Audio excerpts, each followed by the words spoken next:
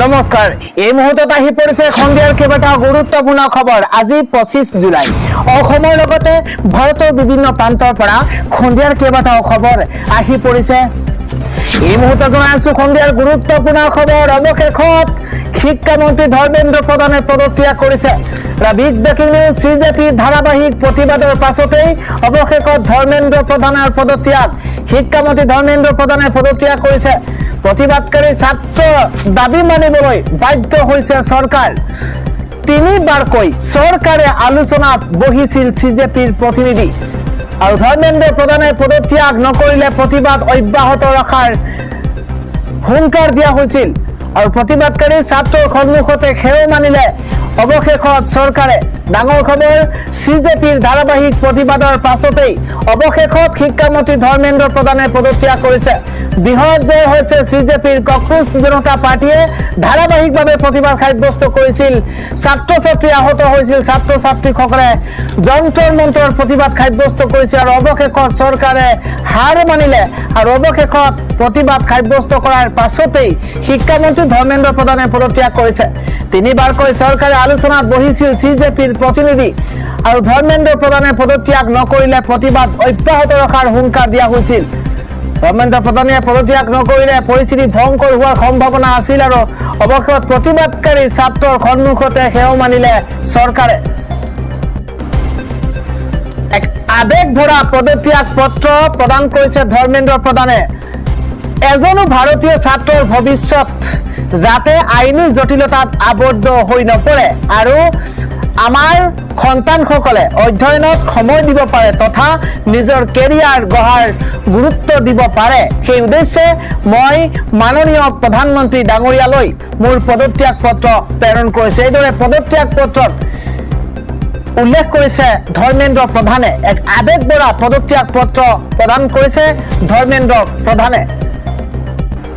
সেই পদত্যাগ পত্ৰখনত কি কথা উল্লেখ কৰিছে ধৰ্মেন্দ্ৰ প্ৰধানে আমি সবিশেষ জনাইছো। নিট পৰীক্ষাৰ প্ৰশ্ন কাকত ফাদিল, শিক্ষা ব্যৱস্থা সংস্কাৰ আৰু কেন্দ্ৰীয় শিক্ষামন্ত্ৰীৰ পদত্যাগৰ দাবীত দেশজুৰি তীব্ৰ প্ৰতিবাদ চলি থকাৰ মাজতে শনিবাৰে কেন্দ্ৰীয় শিক্ষামন্ত্ৰী ধৰ্মেন্দ্ৰ প্ৰধানে নিজৰ পদৰ পৰা পদত্যাগ কৰাৰ কথা ঘোষণা কৰিছে।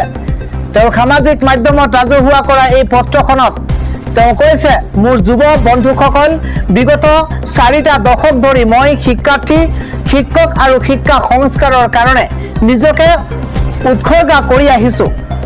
মই বিশ্বাস কৰি আহিছো যে এক শক্তিশালী অন্তৰ্ভুক্তিমূলক আৰু দূৰদৰ্শী শিক্ষা ব্যৱস্থাই এখন শক্তিশালী জাতি গঠনৰ মূল আধাৰ। মই দেশৰ যুৱ প্ৰজন্মৰ আকাংক্ষা অনুভৱ আৰু ন্যায়সংগত প্ৰত্যাশাটোক গভীৰ শ্ৰদ্ধা কৰোঁ।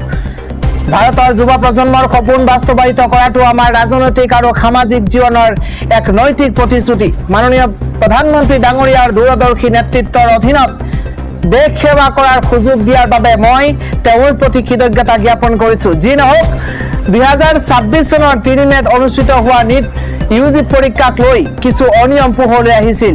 ইয়াৰ ওপৰত তৎকালীন ব্যৱস্থা গ্ৰহণ কৰি ভাৰত চৰকাৰে তদন্তৰ দায়িত্ব CBIক হস্তান্তৰ কৰে, পৰীক্ষা বাতিল কৰে আৰু পুনৰ পৰীক্ষাৰ দিন ঘোষণা কৰে।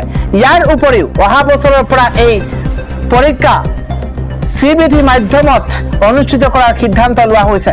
এই সমগ্ৰ সময়ছোৱাত আমাৰ মূল অগ্ৰাধিকাৰ আছিল 20 লাখৰো অধিক শিক্ষাৰ্থীৰ বাবে সুচাৰুৰূপে পৰীক্ষা অনুষ্ঠিত কৰাটো নিশ্চিত কৰা। ভাৰত চৰকাৰ, ৰাজ্য চৰকাৰসমূহ আৰু বিশেষকৈ জিলা প্ৰশাসনক সামৰি সমগ্ৰ চৰকাৰী দৃষ্টিভংগীৰে এই সফলতা লাভ কৰা হৈছিল। ছাত্ৰ ছাত্ৰী আৰু অভিভাৱকসকলৰ সহযোগত 2026 চনৰ 21 জুনত পৰীক্ষা সফলতাৰে সম্পন্ন হৈছে।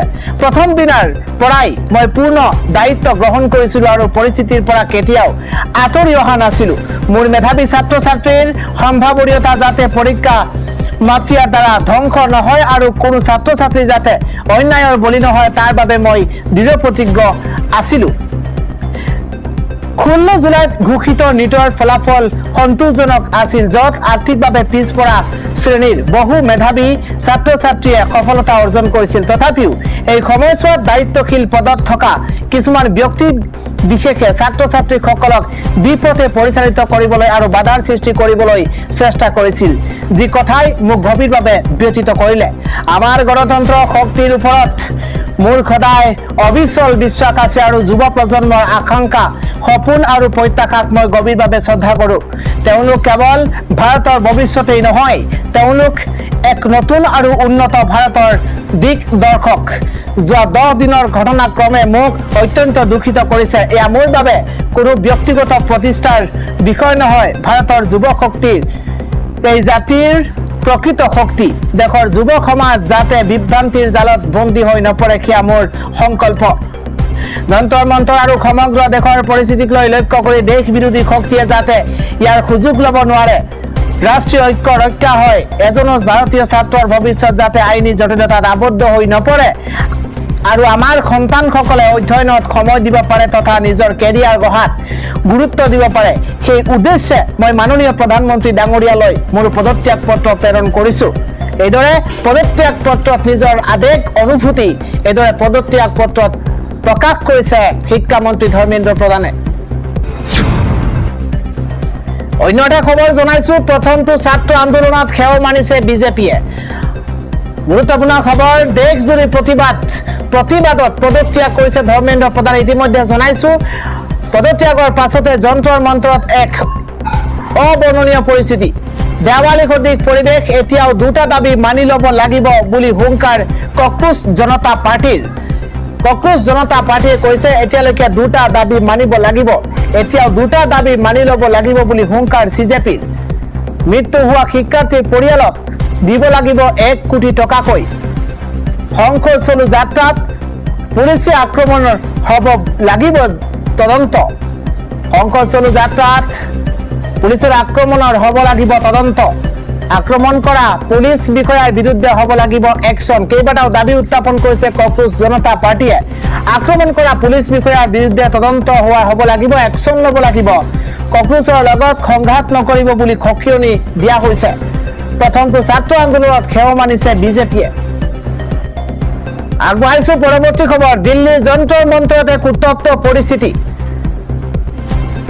আৰক্ষী প্ৰতিবাদকাৰীৰ মাজত প্ৰচণ্ড সংঘৰ্ষৰ সৃষ্টি হৈছে ডাঙৰ খবৰ এই মুহূৰ্তত জনাইছো আৰক্ষী প্ৰতিবাদকাৰীৰ মাজত প্ৰচণ্ড সংঘৰ্ষৰ সৃষ্টি হৈছে প্ৰতিবাদকাৰীলৈ কন্দুৱা গেছ পৰ্যন্ত নিক্ষেপ কৰিছে আৰক্ষীয়ে প্ৰতিবাদকাৰীলৈ কন্দুৱা গেছ নিক্ষেপ কৰা হৈছে ডাঙৰ খবৰ শ আৰক্ষী প্ৰশাসন প্ৰতিবাদকাৰীৰ শ্লোগানত উত্তাল হৈ পৰিছে যন্তৰ মন্তৰ কন্দুৱা গেছ নিক্ষেপ কৰা হৈছে সমগ্ৰ যন্তৰ মন্তৰ ঘেৰাও কৰি ৰাখিছিল প্ৰতিবাদকাৰীয়ে শান্তিপূৰ্ণ প্ৰতিবাদত আৰক্ষীয়ে বাধা দিয়াৰ অভিযোগ প্ৰতিবাদকাৰীৰ দিল্লী যন্তৰ মন্তৰত এক উত্তপ্ত পৰিস্থিতিৰ সৃষ্টি হৈছে অন্য এটা খবৰ উজনিলৈ সাহায্যলৈ যাওঁতে মোক বহুতে বাধা দিছিল দাড়ি টুপি পিন্ধা মুছলমান সাহায্যলৈ উজনিলৈ কেনেকৈ যাব বুলি মোক প্ৰশ্ন কৰিছিল এয়া বদৰুদ্দিন আজমলৰ তৰফৰ পৰা মন্তব্য বয়কট কৰিব বুলি কৈছিল মোক কিন্তু উজনিৰ মহিলাই হিন্দু মুছলমান নাচাই মোক গামিছা পিন্ধাই ওয়েলকাম কৰিছিল এই মন্তব্য কৰিছে বদৰুদ্দিন আজমলে শেহতীয়াকৈ মৌলানা বদৰুদ্দিন আজমলে উজনিৰ বন্যাৰ্তৰ কাষত উপস্থিত হৈছিল আৰু বন্যাৰ্তক সাহায্য বিতৰণ কৰা দেখিবলৈ পোৱা গৈছিল আৰ্থিকভাৱে সাহায্য কৰিছিল তেওঁলোকক বানপীড়িতসকলক সাহায্য কৰা পৰিলক্ষিত হৈছিল আৰু তাৰ মাজতে আজমলৰ তৰফৰ পৰা মন্তব্য উজনিলৈ সাহায্যলৈ যাওঁতে মোক বহুতে বাধা দিছিল বুলি কৈছিল আৰু দাড়ি টুপি পিন্ধা মুছলমান সাহায্যলৈ উজনিলৈ কেনেকৈ যাব কিদৰে যাব বুলি মোক প্ৰশ্ন কৰিছিল বয়কট কৰিব বুলি কৈছিল কিন্তু উজনিৰ মহিলাই মোক গামোচা পিন্ধাই হিন্দু মুছলমান সকলোৱে একো নাচাই জাতি ধৰ্ম নিৰ্বিশেষে সকলোৱে মোক গামোচা পিন্ধাই ওয়েলকাম কৰা পৰিলক্ষিত হৈছে মন্তব্য কৰিছে বদৰুদ্দিন আজমলে ইফালে আজমলে কৈছে বিজেপিৰ বিধায়ক মন্ত্ৰীয়ে ভোট নিদিয়া বুলি মুছলমানক গালি দিয়ে পেকেট এটাও নিদিয়াকৈ যাবলৈ কয় এয়া মানৱতাৰ কথা নহয় কিন্তু মই এয়া কৰা নাই মই বন্যাৰ্তৰ কাষত থিয় দিছো বেলেগ বিধায়কৰ দৰে নহয় বেলেগ বিধায়কে বিজেপিৰ বিধায়ক মন্ত্ৰীয়ে ভোট নিদিয়া বুলি মুছলমানক গালি পৰা পৰিলক্ষিত হয় কিন্তু পেকেট এটাও নিদিয়াকৈ যাবলৈ কয় এইসকল বিধায়কে এয়া মানৱতাৰ কথা নহয় কিন্তু সেয়া মই কৰা নাই এইদৰে মন্তব্য কৰিছে বদৰুদ্দিন আজমলে জনাইছো পৰৱৰ্তী খবৰ উজনিৰ বানাক্ৰান্তলৈ সহায়ৰ হাত আগবঢ়াইছে কণ্ঠশিল্পী মৰ্মিতা মিত্ৰই মুখ্যমন্ত্ৰী হিমন্ত বিশ্ব শৰ্মাৰ সাহায্য নিধিৰ 1 লাখ টকা প্ৰদান মৰ্মিতা মিত্ৰৰ উজনিৰ বান পৰিস্থিতিক লৈ গভীৰ শোক প্ৰকাশ কৰিছে কণ্ঠশিল্পী গৰাকীয়ে আৰু কণ্ঠশিল্পী মৰ্মিতা মিত্ৰই 1 লাখ টকা প্ৰদান কৰিছে উজনিৰ বানাক্ৰান্তলৈ সহায়ৰ হাত আগবঢ়াইছে মৰ্মিতা মিত্ৰই জনাইছো পৰৱৰ্তী খবৰ উজনিৰ বান দেখি উজনিৰ বানৰ বিভীষিকা দেখি এইবাৰ কান্দোনত ভাগি পৰিছে বদৌদি ৰাজমল গুৰুত্বপূৰ্ণ খবৰ উজনিৰ বান দেখি বানৰ ককপকোৱা দেখি বানৰ এই সংহাৰী ৰূপ দেখি কান্দোনত ভাগি পৰিছে AIUDFৰ মুৰব্বী বদৌদিন আজমল উজনিলৈ বান সাহায্য দিবলৈ ওলাওতে মোক বাধা দিয়া হৈছিল ইতিমধ্যে জনাইছো আৰু মুছলমানৰ দাড়িৱালা টুপিৱালা হৈ তালৈ নাযাব বুলি মোক বাধা দিছিল আৰু অৱশেষত কান্দোনত ভাগি পৰিছে AIUDFৰ মুৰব্বী বদৌদিন আজমল উজনিত বয়কট কৰিব বুলি কোৱা হৈছিল কিন্তু সেয়া কৰা নাই মোক আদৰণি জনাইছে কিন্তু শ শ মহিলাই মোক গামোচা পিন্ধাইছে ওয়েলকাম কৰিছে জনাইছো পৰৱৰ্তী খবৰ কক্ৰোচ জনতা পাৰ্টিৰ প্ৰতিবাদত হাজাৰ হাজাৰ অপৰাধী এবাৰ 2500 অপৰাধীক চিনাক্তকৰণ কৰিলে আৰক্ষীয়ে যন্তৰ মন্তৰত প্ৰতিবাদ কৰিবলৈ আহিছিল হাজাৰ হাজাৰ অপৰাধী আৰু হাজাৰ হাজাৰ অপৰাধীক অপৰাধৰ গোচৰত অভিযুক্ত আছিল প্ৰতিবাদকাৰীসকল হাজাৰ হাজাৰ প্ৰতিবাদকাৰী CJPৰ প্ৰতিবাদকাৰীৰ বিৰুদ্ধে আহিছে গুৰুতৰ অভিযোগ অপৰাধৰে জড়িত 2500 অপৰাধীক ইতিমধ্যে চিনাক্তকৰণ কৰা হৈছে আৰক্ষীক প্ৰহাৰৰ গোচৰত 15খনকৈ FIR দাখিল কৰা হৈছে যিকোনো মুহূৰ্তত মহাবিপদত পৰিব পাৰে কক্ৰোচ জনতা পাৰ্টিৰ প্ৰতিবাদকাৰীসকল শান্তিপূৰ্ণ সমদলত সোমাই পৰিছিল হাজাৰ হাজাৰ অপৰাধী যন্তৰ মন্তৰত প্ৰতিবাদ কৰিবলৈ আহিছিল হাজাৰ হাজাৰ প্ৰতিবাদকাৰী অপৰাধৰ গোচৰত অভিযুক্ত আছিল হাজাৰ হাজাৰ প্ৰতিবাদকাৰী CJPৰ প্ৰতিবাদকাৰীৰ বিৰুদ্ধে আহিছে গুৰুতৰ অভিযোগ অপৰাধৰে জড়িত 2500 অপৰাধীক চিনাক্তকৰণ কৰা হৈছে অন্য এটা খবৰ টেলিফোন যোগে অসমৰ বান পৰিস্থিতিৰ বুজ লৈছে প্ৰধানমন্ত্ৰী নৰেন্দ্ৰ মোদীয়ে অসমৰ বান পৰিস্থিতিক সৰ্বোচ্চ অগ্ৰাধিকাৰ প্ৰদানেৰে কেন্দ্ৰীয় চৰকাৰে যথা সম্ভৱ সকলো সহায় কৰিব বুলি আশ্বাস দিছে প্ৰধানমন্ত্ৰী নৰেন্দ্ৰ মোদীয়ে শেহতীয়াকৈ উজনি অসমত বানৰ বিভীষিকা দেখি টেলিফোন যোগে ফোন যোগে অসমৰ বান পৰিস্থিতিৰ বুজ লৈছে প্ৰধানমন্ত্ৰী নৰেন্দ্ৰ মোদীয়ে আৰু যিমান সম্ভৱ অসমৰ বান পৰিস্থিতিক সৰ্বোচ্চ অগ্ৰাধিকাৰ দিয়াৰ আশ্বাস দিয়া হৈছে আৰু কেন্দ্ৰীয় চৰকাৰৰ তৰফৰ পৰা যিমান সম্ভৱ সহায় কৰাৰ আশ্বাস দিছে প্ৰধানমন্ত্ৰী গৰাকীয়ে জনাইছো পৰৱৰ্তী খবৰ আজমলৰ পাছত এবাৰ ওলাই আহিছে মুস্তাক আনফৰৰ তৰফৰ পৰা উজনিৰ বানাক্ৰান্তলৈ 1 কোটি টকাৰ সাহায্য আগবঢ়োৱা হৈছে অত্যন্ত ভাল খবৰ এই মুহূৰ্তত জনাইছো আজমলৰ পিছত মানৱীয়তাৰ নিদৰ্শন দাঙি ধৰিছে এইবাৰ মুস্তাক আনফৰে উজনিৰ বন্যাৰ্থক 1 কোটি টকাৰ সাহায্য মুস্তাক আনফৰৰ উজনিৰ বানাক্ৰান্তক 1 কোটি টকাৰ সাহায্য আগবঢ়াইছে জমিয়ত উলেমাৰ সভাপতি তথা আনফৰ ফাউণ্ডেশ্যনৰ মুৰব্বী মুস্তাক আনফৰে আগবঢ়াইছে 1 কোটি টকা 2 এদিনতে আৰ্থিক সাহায্য লৈ বানাক্ৰান্তৰ কাষলৈ যাব আনফৰ ফাউণ্ডেশ্যন সকলোকে বানাক্ৰান্তক সহায় সহযোগ কৰাৰো আহ্বান জনাইছে মুস্তাক আনফৰে আজমলৰ পিছত মানৱীয়তাৰ নিদৰ্শন দাঙি ধৰিছে মুস্তাক আনফৰে উজনিৰ বানাক্ৰান্তক 1 কোটি টকাৰ সাহায্য আনফৰৰ উজনিৰ বানাক্ৰান্তক সহায় আগবঢ়াইছে খবৰ আজি দেশজুৰি কংগ্ৰেছৰ বৃহৎ সত্যাগ্ৰহ সমদল জিলাই হ'ব আজি সমদল গুৰুত্বপূৰ্ণ খবৰ আজি দেশজুৰি কংগ্ৰেছৰ বৃহৎ সমদল সত্যাগ্ৰহ কাৰ্যসূচী জিলাই ওলাই আহিব কংগ্ৰেছ নেতা কৰ্মীসকল জিলাই ওলাই আহিব আজি কংগ্ৰেছৰ নেতা কৰ্মীসকল বৃহৎ সমদল বাহিৰ কৰি চৰকাৰক দিব সকিয়নি নিজৰ প্ৰশ্ন কাকত ফাদিলৰ বিৰুদ্ধে বাহিৰ কৰা হ'ব সমদল গুৰুত্বপূৰ্ণ খবৰ জনাইছো ছাত্ৰ সমাজৰ আন্দোলনক সমৰ্থন জনাব কংগ্ৰেছে ছাত্ৰৰ ওপৰত প্ৰশাসনে চলোৱা লাঠিচালনাৰ বিৰুদ্ধে হ'ব প্ৰতিবাদ দেশজুৰি জিলাই সাজু হৈছে কংগ্ৰেছ কৰ্মী আজি দেশজুৰি কংগ্ৰেছৰ বৃহৎ সমদল সত্যাগ্ৰহ কাৰ্যসূচী আন এটা খবৰ, প্ৰলয়নকাৰী বানত ৰাজ্যত মৃত্যু হোৱা লোকৰ সংখ্যা ৬২ গৰাকীলৈ বৃদ্ধি পাইছে। এই ঘোষণা কৰিছে মুখ্যমন্ত্ৰী হিমন্ত বিশ্ব শৰ্মাই। যিহেতু প্ৰলয়নকাৰী বানে কাল ৰূপ ধাৰণ কৰিছে আৰু তাৰ মাজতে মুখ্যমন্ত্ৰী গৰাকীৰ ঘোষণা, কিয়নো প্ৰলয়নকাৰী বানত ৰাজ্যত মৃত্যু হোৱা লোকৰ সংখ্যা ৬২ গৰাকীলৈ বৃদ্ধি পাইছে।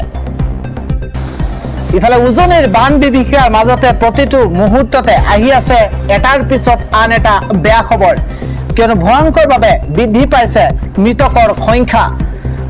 বান বিভীষিকাত বৰ্তমানলৈকে ৬২ গৰাকীৰ মৃত্যু হৈছে।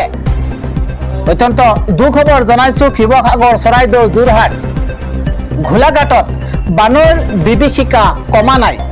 এটাৰ পিছত আনটো মৃতদেহ উদ্ধাৰ হৈছে বোকা পলসৰ মাজৰ পৰা। তাৰ পিছত আনটো মৃতদেহ উদ্ধাৰ কৰা হৈছে। এই মুহূৰ্তত যিকোনো মুহূৰ্ততে আকৌ বাঢ়িব পাৰে মৃতকৰ সংখ্যা। অত্যন্ত দুখবৰ, বৰ্তমানেও ৬০,০০০ পৰিয়ালৰ বিদ্যুৎ সংযোগ ইতিমধ্যে বিচ্ছিন্ন হৈ পৰিছে। ৬০,০০০ পৰিয়ালৰ বিদ্যুৎ সংযোগ নাইকিয়া হৈ পৰিছে। আনুষ্ঠানিকভাৱে এই তথ্য দিছে মুখ্যমন্ত্ৰী হিমন্ত বিশ্ব শৰ্মাই। আগবঢ়াইছো পৰৱৰ্তী খবৰ। নিমিষতে নামি আহিছে কাল অমানিশা, শিলে পুতি পেলাইছে ছমহীয়া নৱজাতক সহ 13 জনক। এটা দুখবৰ, যাত্ৰা পথত নামি আহিছে কাল অমানিশা, কিয়নো প্ৰকাণ্ড শিলে হেঁচা মাৰি ধৰিছে 13 গৰাকীকৈ লোকক আৰু তাৰ পাছতে ভয়ংকৰ ঘটনা, নৱজাতক সহ 13 জনক শিলে পুতি পেলাইছে। শিলে পুতিলে ছমহীয়া নৱজাতক সহ 13 গৰাকীক। হিমাচল প্ৰদেশৰ ৰাজপথতে মৃত্যুৰ কিৰিলি। অত্যন্ত দুখবৰ এই মুহূৰ্তত জনাইছো। টাটা চুমুত যাত্ৰা কৰি থাকোঁতেই পাহাৰৰ পৰা নামি আহিছে প্ৰকাণ্ড শিল আৰু তাৰ পাছতে শিহৰণকাৰী দুৰ্ঘটনা সংঘটিত হৈছে। নিমিষতে মাটিৰ সৈতে মিলি গৈছে মাতৃসহ ছমহীয়া সন্তান। মাটিৰ সৈতে মিলি গৈছে মাতৃসহ ছমহীয়া সন্তান। 13 জনকৈ যাত্ৰীৰ মৃত্যুৰ পিছত চলিছে উদ্ধাৰ অভিযান। এটা দুখবৰ, কুল্লুৰ পৰা পাংগি অভিমুখে আহিছিল বাহনখন আৰু যাত্ৰা পথত হঠাৎ নামি আহিছে কাল অমানিশা। অন্য এটা খবৰ, ধৰ্মেন্দ্ৰ প্ৰধানৰ পদত্যাগৰ পাছতেই এইবাৰ অভিজিৎ দীপকৰ প্ৰতিবাদকাৰীক উদ্দেশ্যি এইদৰে মন্তব্য কৰিছে যুক্তিহুৰ দুনিয়া জুকানেৱালা চাহিয়ে। ধৰ্মেন্দ্ৰ প্ৰধানৰ পদত্যাগৰ পাছতে অভিজিৎ দীপকৰ প্ৰতিবাদকাৰীক উদ্দেশ্যি স্বাগতোক্তি দিয়া হৈছে। জনাইছো আন এটা খবৰ, এবাৰ ৰাহুল গান্ধীৰ তৰফৰ পৰা মন্তব্য কৰা হৈছে, মেট্ৰো বন্ধ কৰক, দোকান বন্ধ কৰক, খাদ্য বন্ধ কৰক, পথ বন্ধ কৰক, ইণ্টাৰনেট বন্ধ কৰক। নিজৰ অধিকাৰ বিচৰা ছাত্ৰ সমাজৰ বিৰুদ্ধে নিষ্ঠুৰ হৈ পৰিছে চৰকাৰ, কিন্তু এটা বস্তু বন্ধ কৰিব পৰা নাই মোদী ডাঙৰীয়াই, সেয়া হৈছে পেপাৰ লিক। মন্তব্য কৰিছে ৰাহুল গান্ধীয়ে। জনাইছো পৰৱৰ্তী খবৰ, CJPৰ প্ৰতিবাদৰ পাছতে খণ্ডিত আহিল চৰকাৰ, কিয়নো বৰ্খাস্ত NTAৰ ৪৭ গৰাকী বিষয়া। CJPৰ প্ৰতিবাদৰ পাছতহে খণ্ডিত আহিল কেন্দ্ৰীয় চৰকাৰ। CJPৰ বৰ্ধিত প্ৰতিবাদৰ পাছত প্ৰশ্নকাকত ফাদিলক লৈ কঠোৰ হৈ পৰিছে কেন্দ্ৰ। CJPৰ বৰ্ধিত প্ৰতিবাদৰ পাছতে প্ৰশ্নকাকত ফাদিলক লৈ কঠোৰ হৈ পৰিছে কেন্দ্ৰ। এবাৰ নিট অনুষ্ঠিত কৰা সংস্থা NTAৰ ৪৭ বিষয়াক বৰ্খাস্ত শিক্ষা মন্ত্ৰালয়ৰ। প্ৰশ্নকাকত ফাদিল পৰীক্ষা অনুষ্ঠিত কৰাত গাফিলতিৰ বাবে বৰ্খাস্ত ৪৭ বিষয়াক। সূত্ৰ অনুসৰি বিষয়াসকলৰ বিৰুদ্ধে আইনী আৰু অপৰাধমূলক ব্যৱস্থাৰ গ্ৰহণৰো সিদ্ধান্ত কেন্দ্ৰৰ। ৪৭ বিষয়াক বৰ্খাস্তৰ পাছতে খালী থকা পদৰ বাবে জ্যেষ্ঠ পেছাদাৰী নিযুক্তিৰ বাবে বিজ্ঞাপন প্ৰকাশ মন্ত্ৰালয়ৰ। UPSCৰ প্ৰতিভা সেতু পৰ্টেলৰ জৰিয়তে NTAৰ বিভিন্ন পদত 16 যুৱ পেছাদাৰী নিযুক্তিৰো সিদ্ধান্ত মন্ত্ৰালয়ৰ। আগবঢ়াইছো পৰৱৰ্তী খবৰ, সামাজিক মাধ্যমক লৈ চৰকাৰে লৈছে এক ডাঙৰ পদক্ষেপ। 16 বছৰৰ তলত কোনোৱে চলাব নোৱাৰিব ছচিয়েল মিডিয়া। 16 বছৰৰ তলত কোনোৱে চলাব নোৱাৰিব ছচিয়েল মিডিয়া। সামাজিক মাধ্যমত কৰিব নোৱাৰিব কোনো ধৰণৰ পোষ্ট, কমেণ্ট, সামাজিক মাধ্যমত কৰিব নোৱাৰিব পোষ্ট বা কমেন্ট সামাজিক মাধ্যমৰ পৰা শিশুসকলক আঁতৰাই ৰখাৰ চেষ্টা কৰিছে চৰকাৰে ভিয়েটনাম চৰকাৰে ছ'চিয়েল মিডিয়াক লৈ লৈছে এক বৃহৎ সিদ্ধান্ত অৱশ্যে অভিভাৱকৰ তথ্যৰ আধাৰত খুলিব পাৰিব ছ'চিয়েল মিডিয়াৰ একাউণ্ট শিশুৱে ছ'চিয়েল মিডিয়াত কি চাইছে সেয়া নিৰীক্ষণ কৰিব লাগিব অভিভাৱকে শিশুৰ গোপনীয়তাৰ যতন ল'ব লাগিব অভিভাৱক আৰু কোম্পানীসমূহে